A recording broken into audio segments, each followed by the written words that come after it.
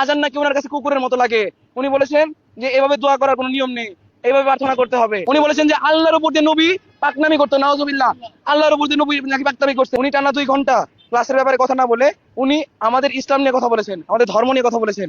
উনি আমার আল্লাহকে নিয়ে কটূক্তি করেছেন, উনি আমার নবীজিকে নিয়ে কটূক্তি করেছেন, উনি আমার নামাজকে নিয়ে কটূক্তি করেছেন, উনি আমাদের ইসলামের 4 খলিফাকে নিয়ে কটূক্তি করেছেন। আমাদের ডিপার্টমেন্টের হেড স্যার নাম হচ্ছে শফিকুর রহমান, ওনার বাসা হচ্ছে কেরানীগঞ্জ। উনি আরো কটূক্তি করেছেন আমাদের আজান নিয়ে, আমাদের নামাজ নিয়ে, আমাদের হজ জাকাত নিয়ে।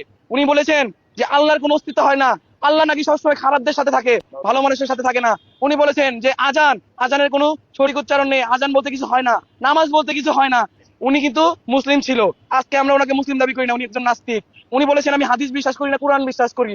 এরকম মুখোশধারী শয়তান দুনিয়াতে অনেক আছে, যারা হাদিস বিশ্বাস করে না, কোরআন বিশ্বাস করে। কোরআন হচ্ছে ইসলামের সংক্ষিপ্ত রূপ রূপ যদি যদি কোরআনের মধ্যে সবকিছু উল্লেখ করে দেওয়া থাকতো, তাহলে পৃথিবীতে এত নবী রাসূল আসতো না, আর এত হাদিস হইতো না। তোমরা যে সালাম দাও, এই সালামের কোনো নিয়ম নাই। তোমরা শুধু রোজা রাখবা, আর কিছু রাখবা না। তোমাদের আল্লাহ বলেছেন এই 5 ওয়াক্ত নামাজ পড়তে, কোথায় লেখা আছে 5 ওয়াক্ত নামাজ পড়া যাবে না? ওনারা বলছেন যে 2 ওয়াক্ত নামাজ পড়তে।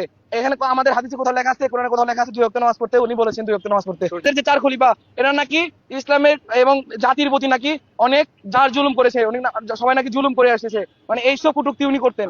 আর উনি এটাও বলেছেন যে ফেরাউন যে 400 বছর জীবিত ছিল, আল্লাহ নাকি ফেরাউনের সাথে ছিল, এই জন্য ফেরাউনের কোনো অসুস্থ হয় নাই, কোনো রোগ হয় নাই, ভালো মানুষের সাথে ছিল না। উনি এইসব কথা বলে আমাদের ব্রেন ওয়াশ করতে চান।